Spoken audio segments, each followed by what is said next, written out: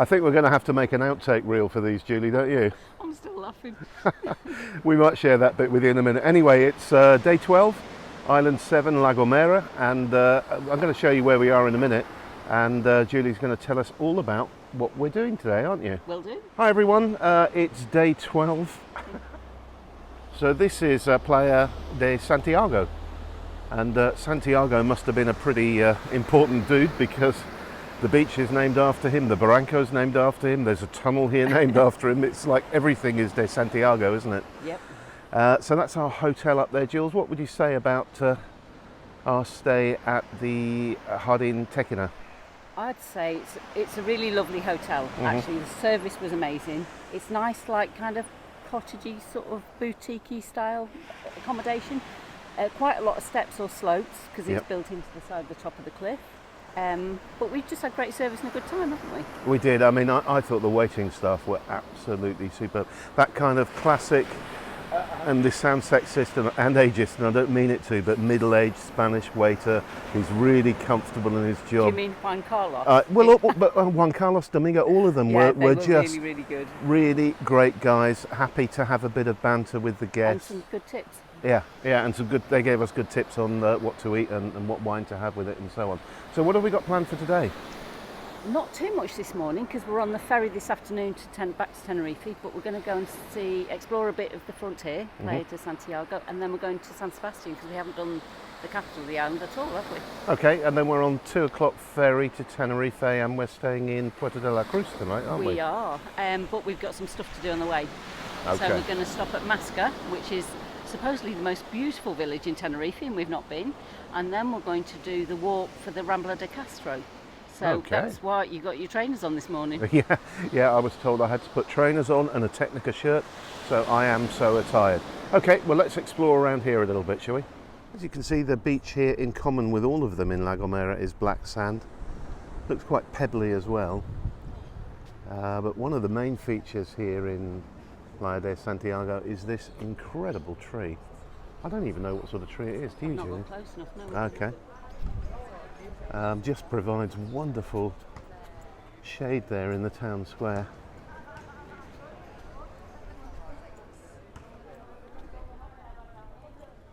So Julia got close enough to identify them as 2 ficus trees. And this is obviously the town plaza. And across the way we've got the small harbour, which looks like all leisure boats to me. I can't see any working vessels in there. Fred Olsen ferry comes in, the passenger ferry, doesn't it? To link the that's towns. right, yeah. So one of my frustrations yesterday was that to get anywhere in La Gomera you have to drive Up to the national park. up to the ring road round a bit. So a 10k trip actually becomes 30k. And we were saying yesterday in the car that wouldn't it be a good idea if there was a water taxi service, and sure enough there is. And we worked out our average speed was 30 kilometres an hour, wasn't it? Yeah, we did 166 kilometres yesterday and an average speed of 30 kilometres an hour, which is pretty slow. I mean, our normal averages in Lanzarote are sort of in the 70s and 80s, aren't they? Can't get anywhere quick on this island. Nope. So this is kind of weird. This is the Ayuntamiento, which is right on the beach, so it's the town hall. And they've got big speakers on the top, playing a cover version of Billie Jean at the moment for the people on the beach. Can't really work that one out, but I think it's kind of cool.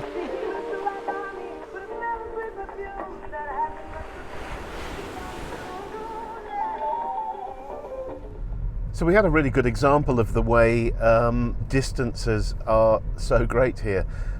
We plugged into the car sat-nav that we wanted to go to San Sebastian, and it said 11 kilometres, which it is. It's 11 kilometres if you could fly there. But as soon as the sat-nav had calculated the road route, it told us it was 33 kilometres. So it's 3 times the distance that it would be if you were on water or flying, for example.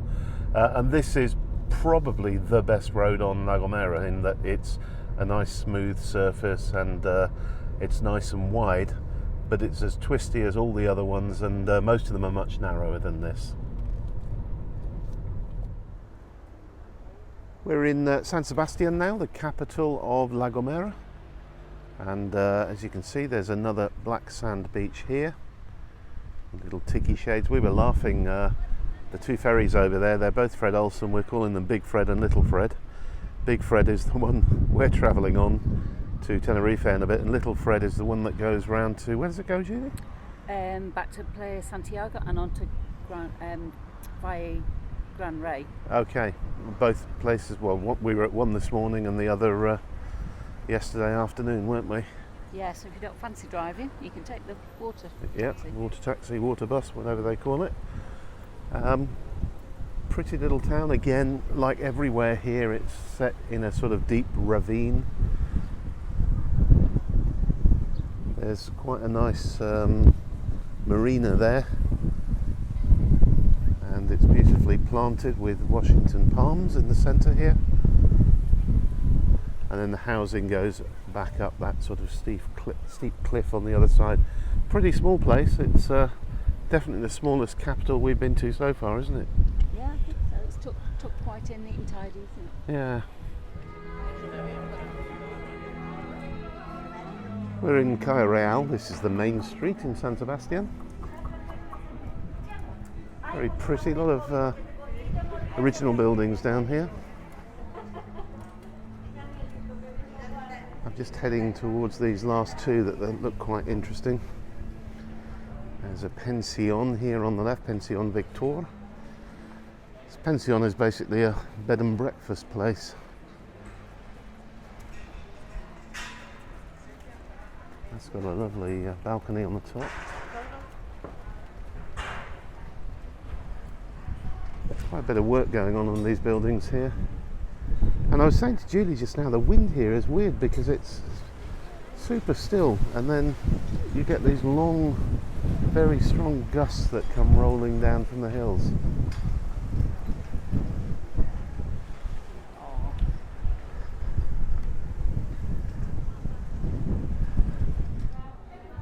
Everywhere you go here, you see these flamboya trees.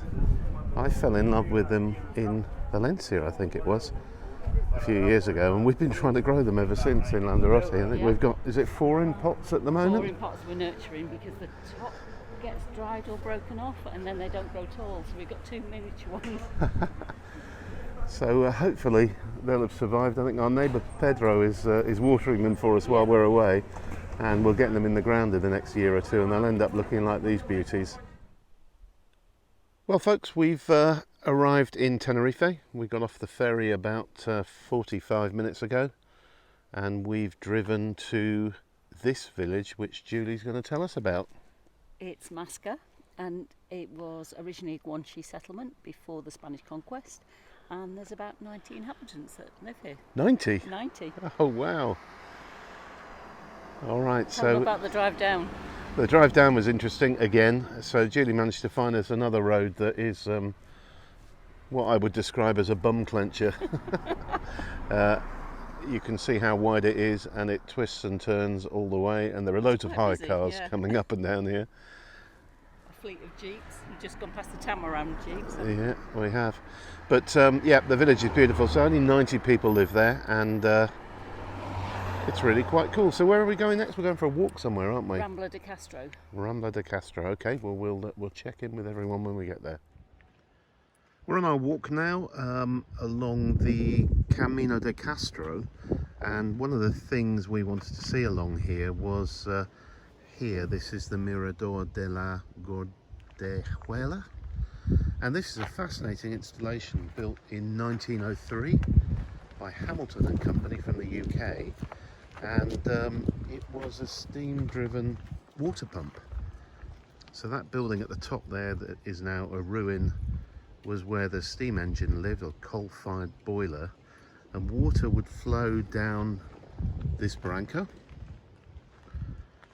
to the steam-driven water pump in that house there, and then be sent back up the hill to the banana plantations, which were on terracing on both sides of this valley, and that was placed here in 1903. So just a really fascinating and unusual place to find and stumble across on a walk in Tenerife.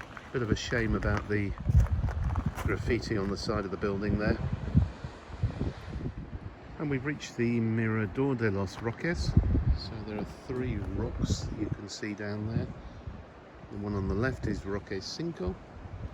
That's got like a cave or a tunnel through the middle of it. The one in the middle is Roque Grande.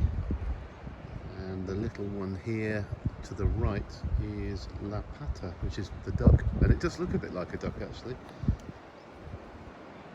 And there are a few hotels in this town here.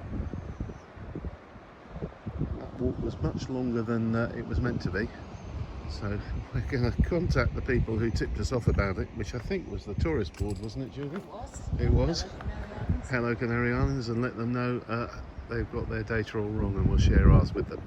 So that's a wrap really for day 12 in Tenerife. We've got a long way to go back to the car, and then we're going to head to our hotel. And then tomorrow... Oh, tomorrow? We're getting our flight to El Hierro. All right, looking forward to that. We'll share that with you in the morning. We've arrived at our H10 hotel in Puerto de la Cruz. Puerto de la Cruz. Sorry. It's the Tenerife Playa. Yeah, the Tenerife Playa. We're overlooking Lago Martianes, which is a kind of swimming pool complex which was originally designed by a Portuguese architect in the 1950s, but it was a failed project. Cesar Manrique came along and finished it off starting in 1967, and it opened in 1971.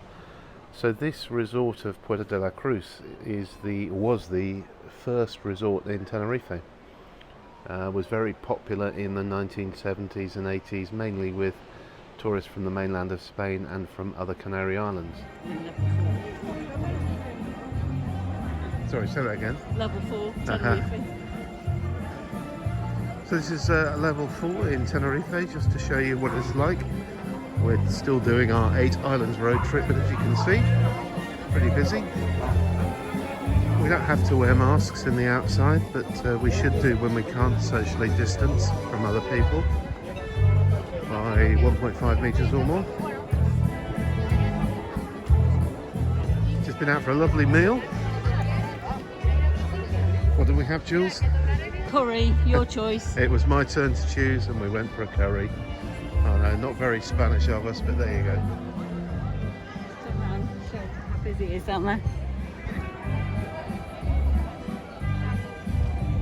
So there you go, from Tenerife on the 27th of July. Puerto de la Cruz. Yeah, Puerto de la Cruz.